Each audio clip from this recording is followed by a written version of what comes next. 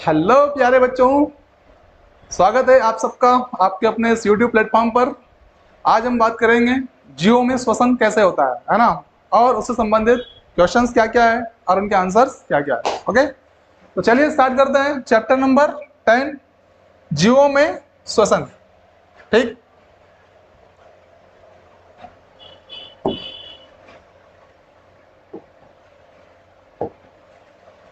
श्वसन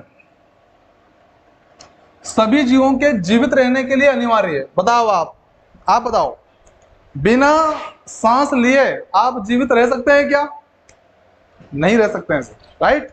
तो सभी जीव, चाहे वो कोई भी जीव हो, उसको सांस लेना ही पड़ेगा अगर उसे जिंदा रहना है तो, राइट। ओके, तो सभी जीवों के जीवित रहने के लिए अनिवार्य है श्वसन। यह जीव द्वारा लिए गए भोजन से ऊर्जा को निर्मुक्त करता है। यह जीव द्वारा लिए गए भोजन से, जो भोजन आप ग्रहण करते हो ना, उस भोजन से ऊर्जा को निकालता है। ये कौन? श्वसन, रेस्पिरेशन, राइट। ओके, तो ऊर्जा को निर्मुक्त करता है। श्वसन द्वार, यह श्वसन द्वारा क्या होता है? जो वायु शरीर के अंदर लेते हैं, ली वायु लेते हैं, ठीक है ना, उसमें उपस्थित ऑक्सीजन, उसमें क्या उपस्थित है? ऑक्सीजन, O2, राइट, का उपयोग ग्लूकोज को कार्बन डाइऑक्साइड और जल में विखंडन के लिए किया जाता है। जो ग्लूकोज होता है ना, C6H12O6, उसका C6H12O6, उस ग्लूकोज को कार्बन डाइऑक्साइड और जल में विखंडन के लिए प्रयोग किया जाता है। किसका? ऑक्सीजन का, ठीक है। यह प्रक्रिया, यह प्रोसेस में ऊर्जा निर्मुक्त होती है और इस श्वसन की इस प्रक्रिया में ऊर्जा निकलती है, ऊर्जा निकलती है, ठीक है। ओके, आगे देखिए। जीव, जीव की प्रत्येक कोशिका पोषण, परिवहन, उत्सर्जन, जनन जैसे कार्यों में भूमिका निभाती है। जनन जैसे कार्यों में भूमिका निभाती है जीव की प्रत्येक कोशिका, राइट। सेल यानी कि प्रत्येक कोशिका पोषण, न्यूट्रिशन, राइट। उसके बाद परिवहन, ट्रांसपोर्टेशन, एक्सक्रिएशन एंड जेनेसिस जैसे कार्यों में भूमिका निभाती है। कौन? प्रत्येक कोशिका, हर कोशिका का ये काम होता है, हर कोशिका इन कार्यों में अपनी भूमिका निभाती है, ठीक है ना। पोषण में भी, परिवहन में भी, उत्सर्जन में भी और जनन में भी, जैसे कार्यों में भूमिका निभाती है जीव की प्रत्येक कोशिका, राइट। ओके, कोशिकीय श्वसन, सेल्यूलर रेस्पिरेशन, सेल्यूलर रेस्पिरेशन। तो कोशिकीय श्वसन की अगर बात करें तो कोशिका में भोजन के विखंडन के प्रक्रम में, भोजन के विखंडन के प्रक्रम में मतलब क्या? भोजन के टूटने की प्रक्रिया में। जब आप भोजन करते हैं तो वो भोजन क्या होता है? टूटता है, विखंडित होता है, अपघटन होता है उसका, राइट। ओके, तो विखंडन के प्रक्रम में ऊर्जा होती है, यानी कि जब वो टूटता है तो क्या होता है? ऊर्जा निकलती है ना, जिसे कोशिकीय श्वसन कहते हैं। मतलब इस ऊर्जा का निकलना किसकी उपस्थिति में? कोशिका के अंदर जब विघटन होता है, किसका? भोजन का। किसकी उपस्थिति में? हवा की उपस्थिति में, ऑक्सीजन की उपस्थिति में, उसको बोलते हैं क्या? कोशिकीय श्वसन, ठीक है। ओके, सभी जीवों की कोशिकाओं में कोशिकीय श्वसन होता है। सभी जीव की कोशिकाओं में क्या होता है? कोशिकीय श्वसन होता है, सेलुलर रेस्पिरेशन होता है। ठीक बेटा, समझ में आया? डन। ओके, आगे बढ़ते हैं। वायवीय श्वसन, वायवीय श्वसन की बात करते हैं। जब ग्लूकोज का विखंडन ऑक्सीजन के उपयोग द्वारा होता है तो यह वायवीय श्वसन कहलाता है बेटा। ग्लूकोज अर्थात वही C6H12O6 आपका, उसका अगर विखंडन ऑक्सीजन की उपस्थिति में हो रहा है, O2 की उपस्थिति में हो रहा है, तो उसको कहते हैं हम क्या? वायवीय श्वसन, है ना।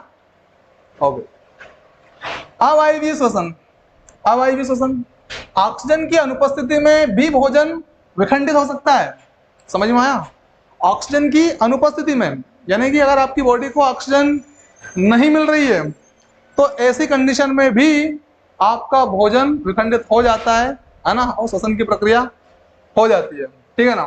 तो ऑक्सीजन की अनुपस्थिति में भी भोजन विखंडित हो सकता है। यह प्रोसेस, यह प्रक्रिया अवायवीय श्वसन कहलाता है। क्या कहलाता है? अवायु, वायु की अनुपस्थिति में, ठीक है। अगर वायु की अनुपस्थिति में ग्लूकोज का विखंडन हो रहा है तो वो है क्या? अवायवीय श्वसन। अवायवीय श्वसन, है ना। भोजन के विखंडन से ऊर्जा निर्मुक्त होती है, और जब भोजन का विखंडन होगा तो ऊर्जा निकलेगी, ठीक है। ऑक्सीजन की उपस्थिति में ग्लूकोज, कार्बन डाइऑक्साइड प्लस जल प्लस ऊर्जा, ये सब क्या होते हैं? ये निर्मुक्त होते हैं, ठीक है। ओके। अनेक जीव वायु की अनुपस्थिति में जीवित रह सकते हैं, बताओ, है ना गजब का फैक्ट कि अनेक जीव ऐसे हैं हमारी प्रकृति में जो वायु अगर उनको ना भी मिले तो वो जिंदा रह लेते हैं, अनुपस्थिति में भी जिंदा रह लेते हैं, राइट। तो अनेक जीव वायु की अनुपस्थिति में जीवित रह सकते हैं। ऑक्सीजन की उपस्थिति में glucose, alcohol, carbon dioxide plus ऊर्जा वगैरह, ये अभी पढ़ी लिया आप लोगों ने, वही है। ये फैक्ट है मैन, अनेक जीव वायु की अनुपस्थिति में जीवित रह सकते हैं, ठीक है। ओके। ईस्ट, उन अनेक जीवों में देखो ये ईस्ट भी है। ईस्ट एक कोशिका जीव है, यह अवायवीय रूप से श्वसन करते हैं, यानी कि इनको वायु की आवश्यकता ही नहीं हो रही है, ठीक है ना। अवायवीय श्वसन करते हैं, क्या करते हैं? अवायवीय श्वसन करते हैं। इस प्रक्रिया के समय अल्कोहल निर्मित होता है, क्या होता है? अल्कोहल बनता है। ये ध्यान रखना कि ऐसे जीव, या ईस्ट का नाम लेके भी पूछ सकता है आपसे कि ईस्ट में चूंकि अवायवीय श्वसन होता है तो उसकी जो बॉडी होती है उसमें किस चीज का निर्माण होता है, तो आपको बताना है अल्कोहल बनता है। क्या बनता है? अल्कोहल बनता है, राइट। आगे बात करते हैं। व्यायाम करते समय हमारे शरीर की कुछ पेशियां, व्यायाम करा है, जिम गए हो? अरे घर पे ही कर लिया करो यार, घर पे भी हो जाता है, ठीक है। यस, तो व्यायाम करते समय हमारे शरीर की कुछ पेशियां अवायवीय श्वसन द्वारा या अवायवीय द्वारा श्वसन की अतिरिक्त मांग को पूरा करती है। यानी कि जो श्वसन की अतिरिक्त मांग होती है ना, उसकी पूर्ति कैसा होती है? अवायवीय श्वसन द्वारा होती है। कब? जब आप व्यायाम करते हैं, भारी भरकम काम करते हैं, जब जल्दी जल्दी सांसें चलती है आपकी, तब, ठीक है।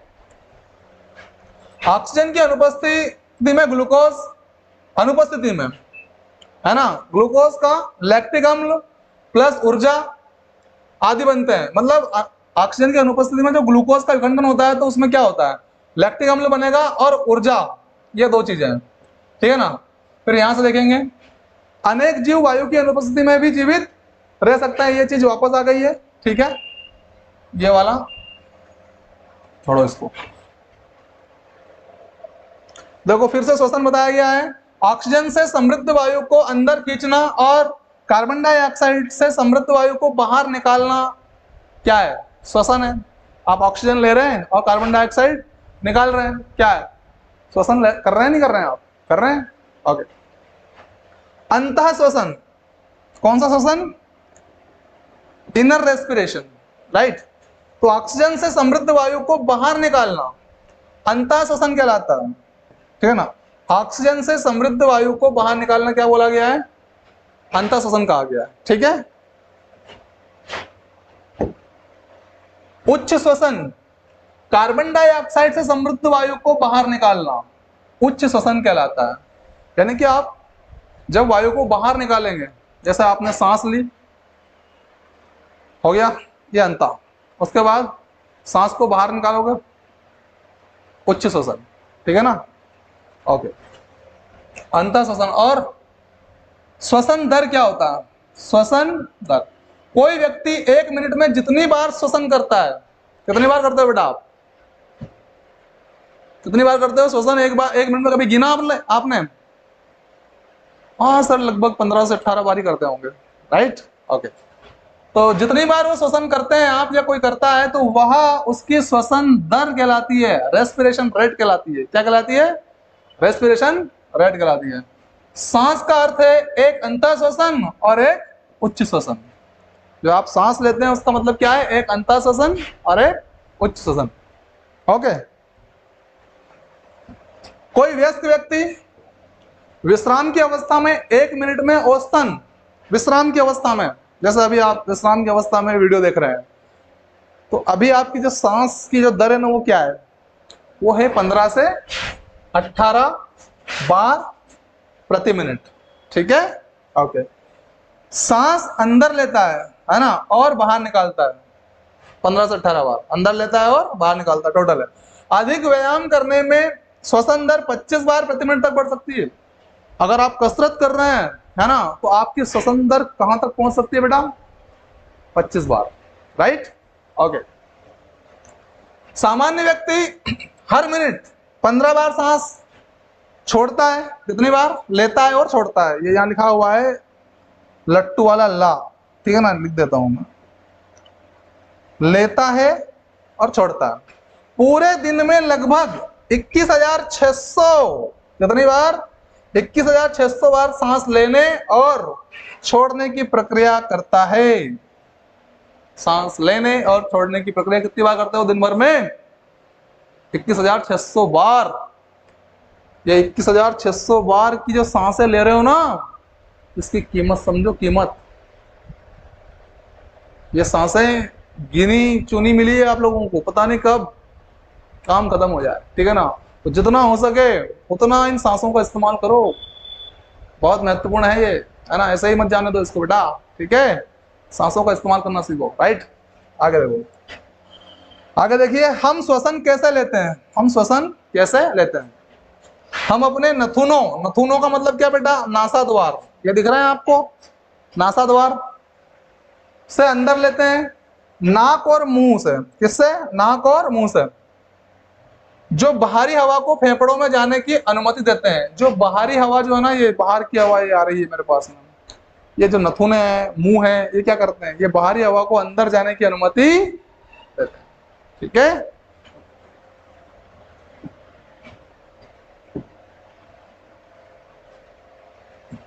पल्मोनरी धमनियां, रक्त वाहिकाएं जो ऑक्सीजन रहित रक्त को हृदय से फेफड़े,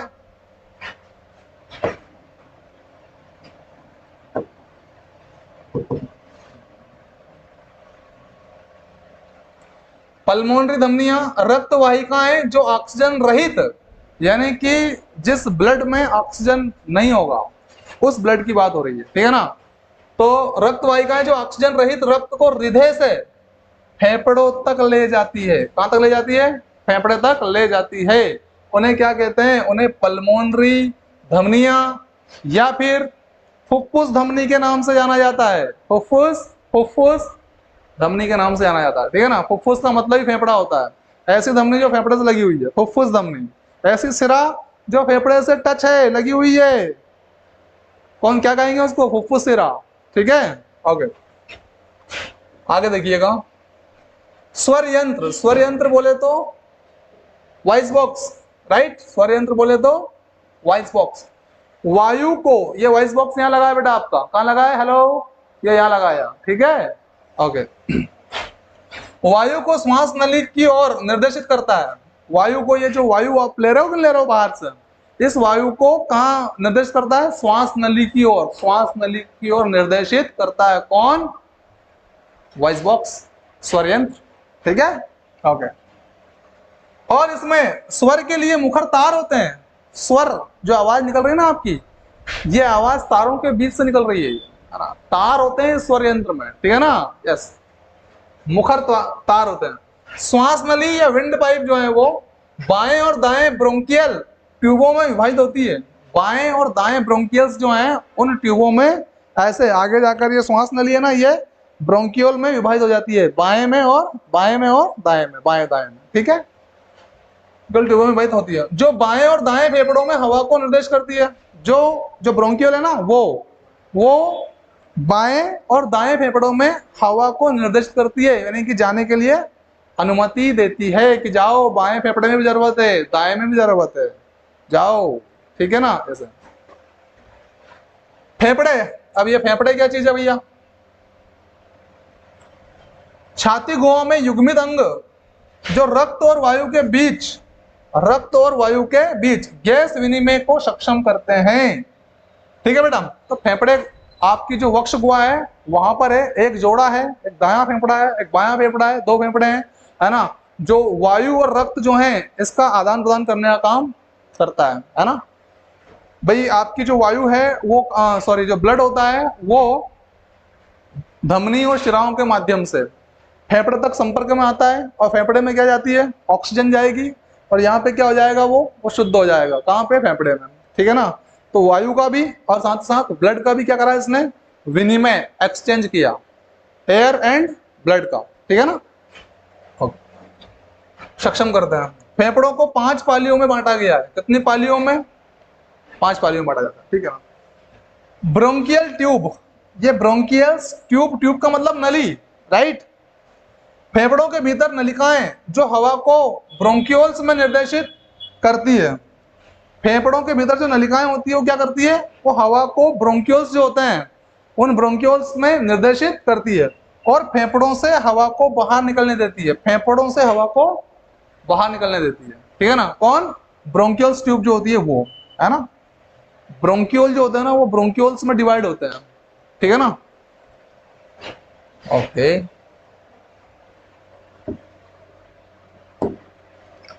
ब्रोंकियोल्स, फेफड़ों के भीतर छोटी ब्रोंकियल नलिकाएं जो वायु को छोटे छोटे वायु कोशों में निर्देशित करती है।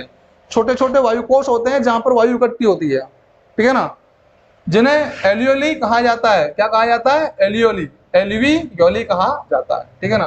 फेफड़ों के भीतर छोटी छोटी ब्रोंकियल्स नलिकाएं हैं जो वायु को छोटे छोटे वायु कोशों में निर्देशित करती है, जाने के लिए अनुमति देती है, ठीक है ना, और इन्हें क्या कहते हैं, एलियोली कहा जाता है, ठीक है। एलियोली, एक बार और, ब्रोंकियोल टर्मिनल थैली जो कोशिकाओं से घिरी होती है और फेफड़ों की श्वसन सतह होती है। क्या होती है, ब्रोंकियोल जो है वो टर्मिनल थैली जो कोशिकाओं से घिरी रहती है और फेफड़ों की श्वसन सतह होती है। आपको पता है फेफड़ों में जाल बिछा हुआ है, किसका, ब्लड सेल्स का, किसका, ब्लड सेल्स का, है ना। वो जो ब्लड सेल्स होती है ना उनसे घिरी हुई रहती है, कौन, ये एलियोली, कौन, एलियोली, ठीक है। और फेफड़ों की श्वसन सतह पे होती है। श्वसन सतह जहां से फेफड़ा सांसों का विनिमय करता है वहां पर फैली हुई रहती है, ठीक है, एलियोली।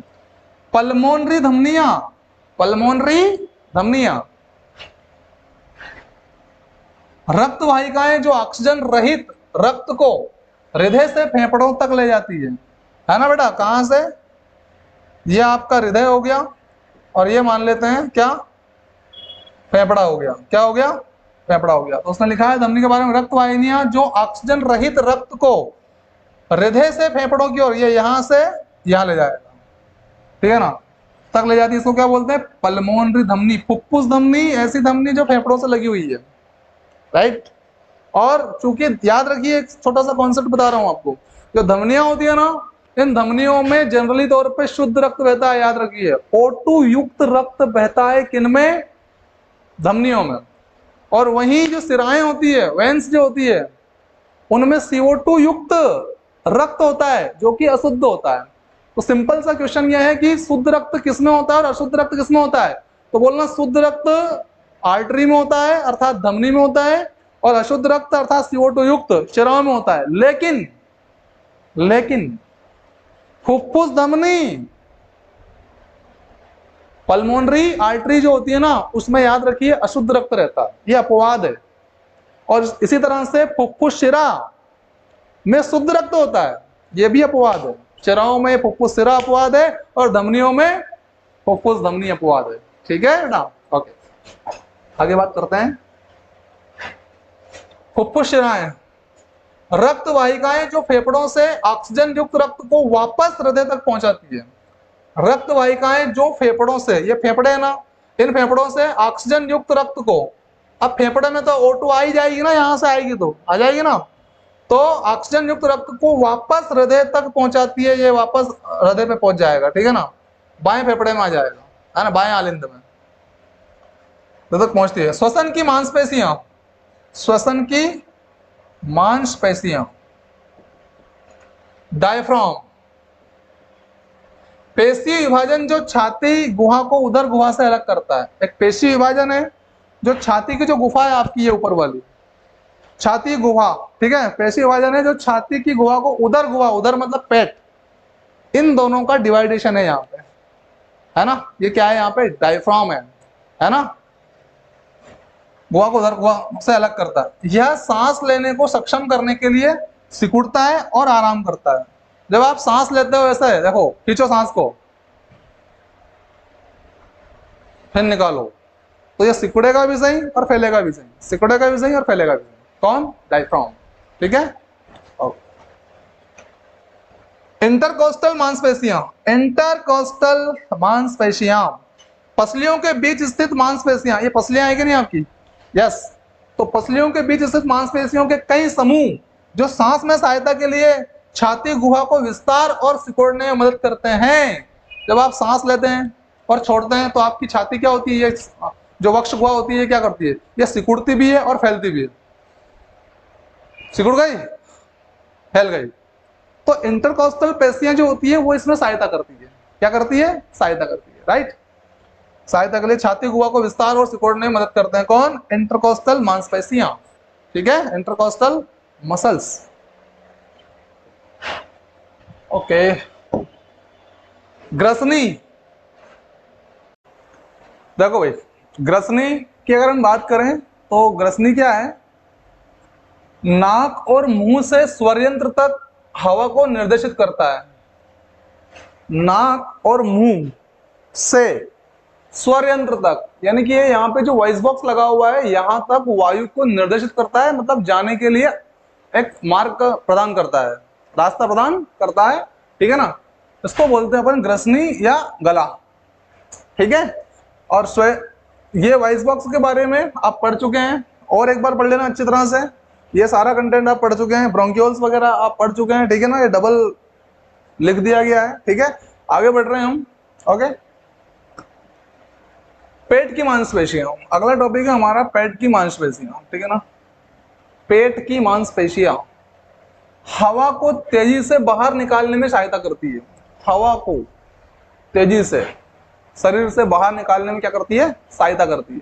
कौन? पेट की मांसपेशी। ठीक है ना, हमारे श्वसन तंत्र के अंगों में, श्वसन तंत्र का जो अंग है उन अंगों में मुख्यतः नासिका, नासा मार्ग, नासिका और ये नासा मार्ग, नासिका मतलब ये पूरी नाक, ठीक है ना, और ये नासा मार्ग, ये दो छिद्र है ना ये। ठीक है ना, ग्रसनी मतलब गला, है ना, कंठनली, गले में कंठनली है कि नहीं, ये वाली कंठनली, वायुनाल, श्वसनी, श्वास नली तथा फेफड़े सम्मिलित होते हैं। मतलब आपके श्वसन तंत्र में कौन कौन सम्मिलित है? तो ये लोग सम्मिलित है भैया। ठीक है ना, यहां से नासिका, नासा मार्ग, ग्रसनी, कंठनली, वायुनाल, श्वसनी, श्वास नली तथा फेफड़े सम्मिलित होते हैं। ठीक है। जब हम हवा को अंदर खींचते हैं तो इसमें मुख्यतः ये प्रतिशत आपको याद रखना है, कितने प्रतिशत? तो ऑक्सीजन, कितना नाइट्रोजन और कितना कार्बन डाइऑक्साइड आप लेते हैं, राइट।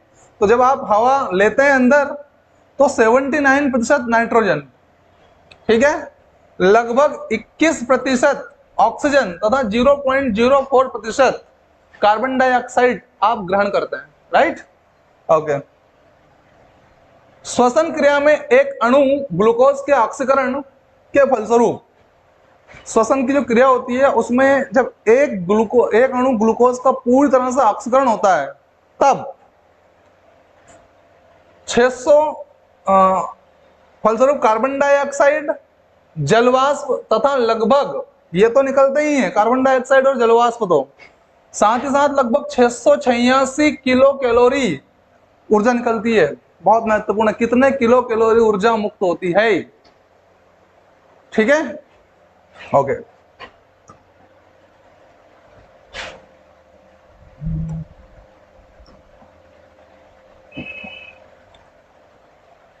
जंतुओं में श्वसन, जंतुओं में श्वसन की बात करते हैं भाई।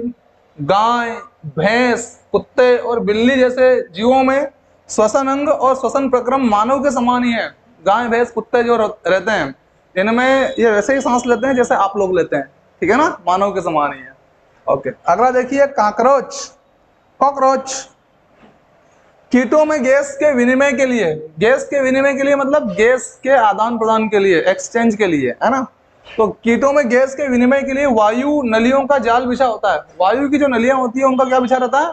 वायु नलियों का, वायु के पाइप्स होते हैं उनका जाल बिछा होता है। ठीक है ना, गैस के आदान प्रदान के लिए। केंचुआ की बात करें तो केचुओं में गैसों का विनिमय उसकी आर्द्र त्वचा के माध्यम से होता है। बहुत महत्वपूर्ण है, पूछा जाएगा आपसे कि केचुओं में गैसों का विनिमय कैसे होता है या वो श्वसन कैसे करता है। तो उसकी जो त्वचा होती है ना, आर्द्र नमी युक्त त्वचा होती है बिल्कुल, उसके माध्यम से उसमें श्वसन होता है। ठीक है, ओके। मछली की बात कर लेते हैं।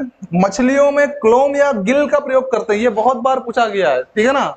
यस, तो मछलियां श्वसन कैसे करती है? क्लोम या गिल्स के द्वारा श्वसन का काम करती है। कौन? मछलियां। ठीक है, अब पादप की बात करें तो पादप में प्रत्येक अंग वायु से स्वतंत्र रूप से ऑक्सीजन ग्रहण करके, ये वाला टॉपिक आपको नहीं देखना है, ठीक है, लाइन पूरी गलत है ये। ठीक है, आगे बात करते हैं। आगे आगे आपके प्रश्न उत्तर। ठीक है, चलिए देखिए, कोई धावक दौड़ समाप्त होने पर सामान्य से अधिक तेजी से गहरी सांसें क्यों लेता है? आप जोर जोर से दौड़ रहे हैं, दौड़ रहे हैं, दौड़ रहे हैं, दौड़ रहे हैं, दौड़ रहे हैं और दौड़ते ही जा रहे हैं, फिर आपकी जो सांसें हैं, होता है ऐसे? यस सर, होता है ऐसा। ऐसा क्यों? यह है आपका प्रश्न। ठीक है, यस। देखिए, एक धावक को अपनी पेशी कोशिकाएं को अधिक ऊर्जा प्रदान करनी होती है। जो मसल सेल्स जो होती है ना, पेशी कोशिकाएं जो होती है ना, उनको अधिक ऊर्जा प्रदान करनी होती है ऐसी सिचुएशन में। ठीक है ना, अधिक ऊर्जा प्रदान करनी होती है, क्योंकि दौड़ लगाने से उसकी पेशियों में अधिक काम किया। दौड़ लगाने से उसकी पेशियों ने क्या करा? अधिक काम किया, जल्दी जल्दी काम करा कि नहीं करा उसने? यस। तो उसको ऊर्जा की जरूरत भी ज्यादा लगेगी, है ना।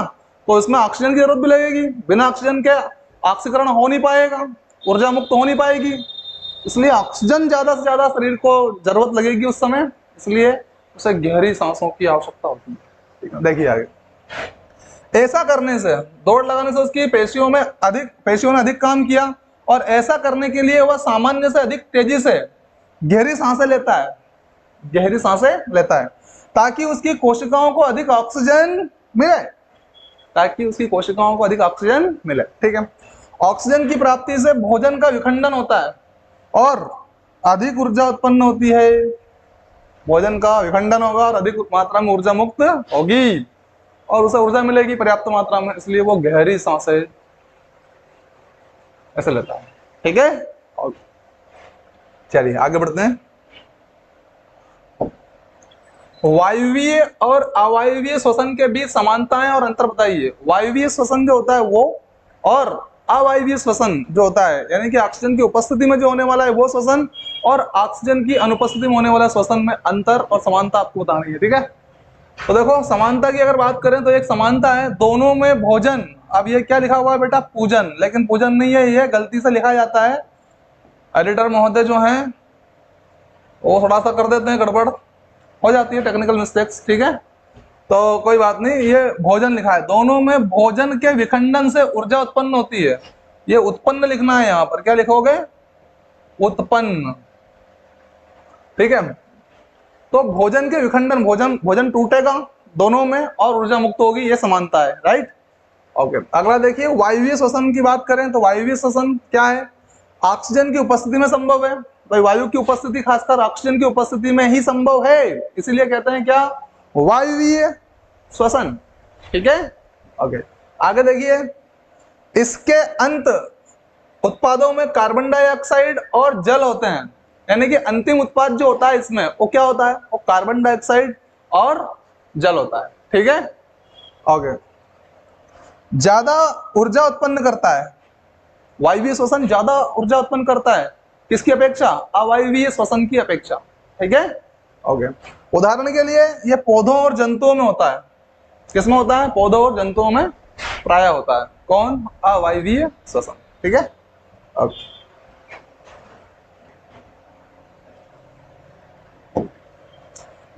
सॉरी, वायवीय श्वसन। अब बात करेंगे अवायवीय श्वसन की। ठीक है, ऑक्सीजन की अनुपस्थिति में होता है। ठीक है, महत्वपूर्ण पॉइंट है। इसके अंत में उत्पादों में अंतिम उत्पाद जो होते हैं क्या बनता है, मतलब इसमें, है ना, तो इसमें कार्बन डाइऑक्साइड, लैक्टिक अम्ल और अल्कोहल बनते हैं।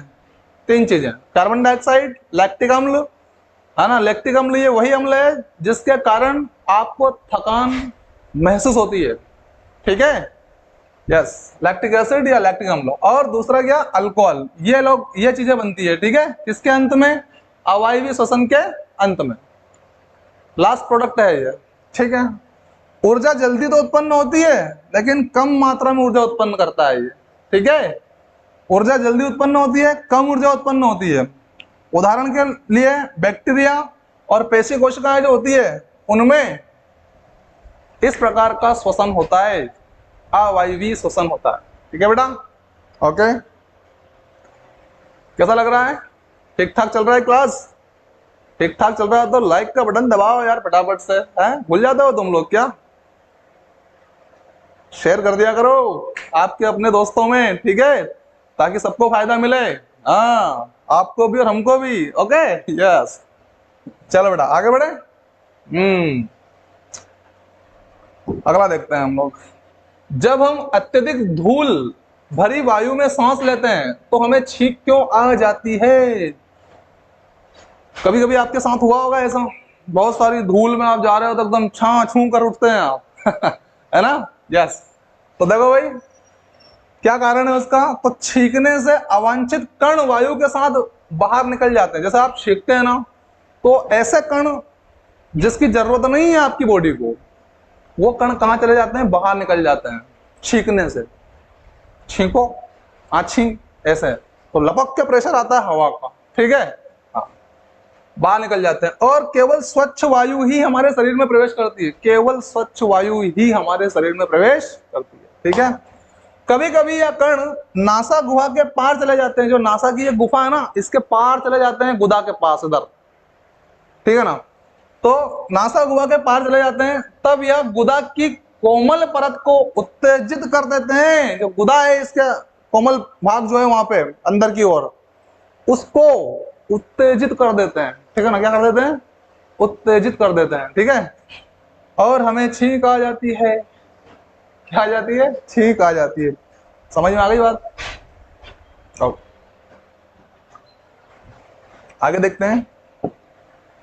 3 परखनलियां लीजिए और प्रत्येक को 3/4 भाग तक जल से भर लीजिए, ठीक है ना। तीनों को जल से भरना है आपको, है ना।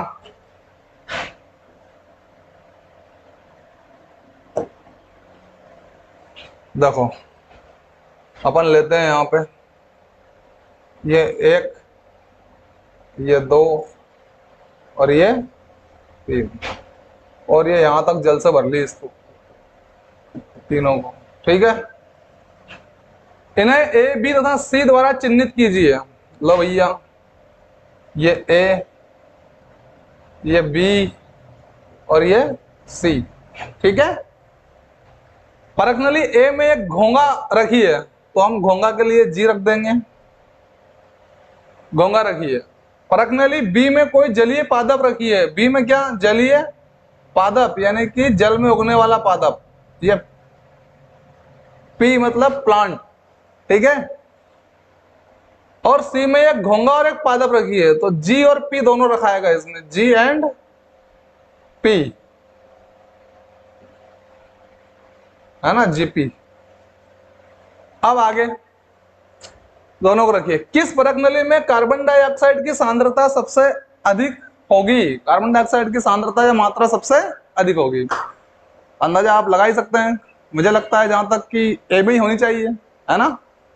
देखते हैं, परखनली ए में सबसे अधिक कार्बन डाइऑक्साइड की मात्रा होगी। देखो पहले आंसर दे दिया गया आपको, ठीक है ना, किसमें होगी, ए में। तो परखनली ए में सबसे अधिक कार्बन डाइऑक्साइड की मात्रा होगी क्योंकि उसमें केवल घोंगा है, उसमें क्या है, केवल घोंगा है। यस, घोंगा ऑक्सीजन ग्रहण करता है, क्या करता है, ऑक्सीजन ग्रहण करता है और कार्बन डाइऑक्साइड उत्पन्न करता है। अब जब वो कार्बन डाइऑक्साइड उत्पन्न करेगा तो ज्यादा मात्रा कार्बन डाइऑक्साइड की रहेगी वहां पे परखनली में, ठीक है। परखनली बी में जलीय पादप है। अब जलीय पादप है जो कार्बन डाइऑक्साइड को तो ग्रहण कर अपना भोजन बनाता है। अब भैया ये तो ग्रहण करेगा ना, तो वहां कार्बन डाइऑक्साइड कहाँ रहेगी, कार्बन डाइऑक्साइड को तो ग्रहण कर लेगा जलीय पादप, ठीक है ना। यस, और ऑक्सीजन उत्पन्न करता है, इसलिए परखनली में ऑक्सीजन की अधिक मात्रा होगी, ना कि कार्बन डाइऑक्साइड की, और हमें तो कार्बन डाइऑक्साइड की चाहिए, है ना। तो यहाँ पे पादप वाले भाग में तो ऑक्सीजन की मात्रा ज्यादा होगी, ना कि कार्बन डाइऑक्साइड की। तो बी तो काम खत्म हो गया, ठीक है। सी की बात करते हैं। परखनली सी में जलीय पादप और घोंघा दोनों है, दोनों है जीपी, राइट, दोनों ही है। घोंघा कार्बन डाइऑक्साइड उत्पन्न करता है और पादप उस कार्बन डाइऑक्साइड को क्या कर लेंगे, कार्बन डाइऑक्साइड को ग्रहण कर लेंगे और ऑक्सीजन उत्पन्न करता है ना। यानी कि एक उसको दे देगा, दूसरा उससे ले लेगा, तो वहां पे भी ज्यादा कार्बन डाइऑक्साइड रहेगी नहीं मौजूद, राइट, ओके। इसलिए सबसे ज्यादा कार्बन डाइऑक्साइड की मात्रा परखनली ए में होगी। किस में होगी बेटा, ए में होगी, ठीक है। तो ए आंसर हमारा बिल्कुल सही है। कॉन्सेप्ट समझ में आ गया आपको, आ गया, चलिए, ओके। सही उत्तर पर सही का निशान लगाना है अब आपको बेटा, ठीक है।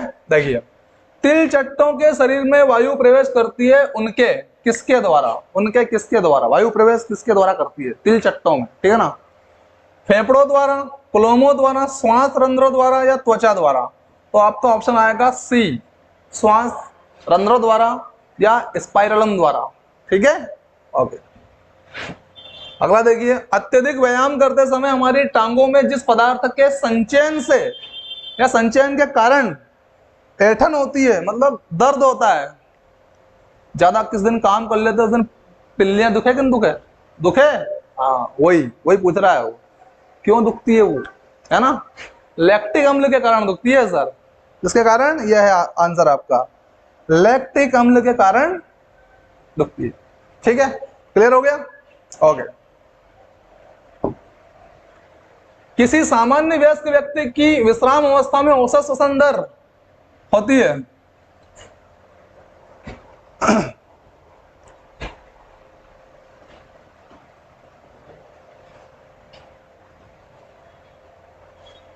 किसी सामान्य वयस्क व्यक्ति की विश्राम अवस्था में औसत श्वसन दर होती है 9 से 12 प्रति मिनट, 15 से 18 प्रति मिनट, 21 से 24 प्रति मिनट, 30 से 33 प्रति मिनट। बताइए फटाफट से आप, कितनी होती है किसी सामान्य वयस्क व्यक्ति की विश्राम अवस्था में, यानी कि सामान्य अवस्था कुल मिलाकर बात यह है, सामान्य अवस्था में 9 से 12, 15 से 18 या 21 से 24। तो बेटा आंसर आएगा आपका 15 से 18 प्रति मिनट, ठीक है ना। हाँ,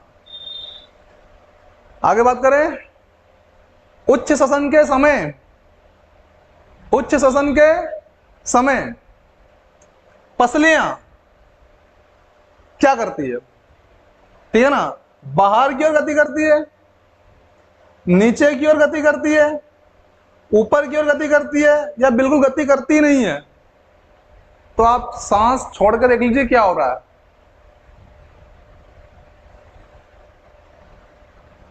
समझ में आई बात। तो बाहर की ओर गति कर रही है कि नीचे की ओर गति कर रही है, इन दोनों में से एक ऑप्शन आ रहा है कि नहीं आ रहा आपके पास में, आ रहा है। उच्च श्वसन का मतलब क्या, सांस को छोड़िए, ये तो लिया, अब क्या हुआ, है ना। तो आपकी पसलियां जो है ना, देखो जब छोड़ेंगे जब नीचे की ओर गति करती है, ठीक है ना। तो आंसर आएगा सेकंड वाला, नीचे की ओर गति करता है, राइट। क्या आंसर है, नीचे की ओर गति करता है, ठीक है, ओके। आंसर है स्पाइरल्स लैक्टिकम 15 से 18 और नीचे की ओर गति करती है, ठीक है, ओके। कॉलम ए में दिए गए शब्दों का कॉलम बी के साथ मिलान कीजिए। कॉलम ए, ईस्ट, डायफ्राम, त्वचा, पत्तियां, मछली, मेंढक, ठीक है। कॉलम ए, ईस्ट का मतलब यहां पे देखिए केचुआ है, क्लोम है, एल्कोहल है, वक्ष गुहा है, रंध्र है, फेफड़ों और त्वचा है, या वातक या श्वास प्रणाली है ना। तो देखते हैं अपन, क्लोम, केचुआ, एल्कोहल, वक्ष गुहा, रंध्र, एल्कोहल, क्या आएगा, अल्कोहल। देखो ये यहाँ पे आंसर भी दिया दे रखा है अल्कोहल, ठीक है ना। दूसरा क्या है, डायफ्राम, तो ये वक्ष गुहा में स्थित होता है ना, कौन, डायफ्राम। तो ये डायफ्राम, मध्यपट या वक्ष गुहा, खाका, ठीक है। उसके बाद त्वचा, त्वचा की बात करें, त्वचा से अभी पढ़ा हम लोगों ने, कौन लेता है सांस? केंचुआ लेता है, ठीक है ना, केंचुआ। पत्तियां में रंध्र पाए जाते हैं। रंध्र क्या होते हैं बेटा? पत्तियों में पाए जाने वाले छोटे छोटे छिद्र होते हैं। क्या होते हैं? छोटे छोटे छिद्र होते हैं, ठीक है, यस, ओके। अगला देखिएगा, मछली। मछली किससे लेती है सांस? क्लोम से। किससे लेती है? क्लोम से, राइट। तो यहां देखिए, मछली क्लोम, और फिर मेंढक फेफड़े और त्वचा, फेफड़े और त्वचा, ठीक है, ओके।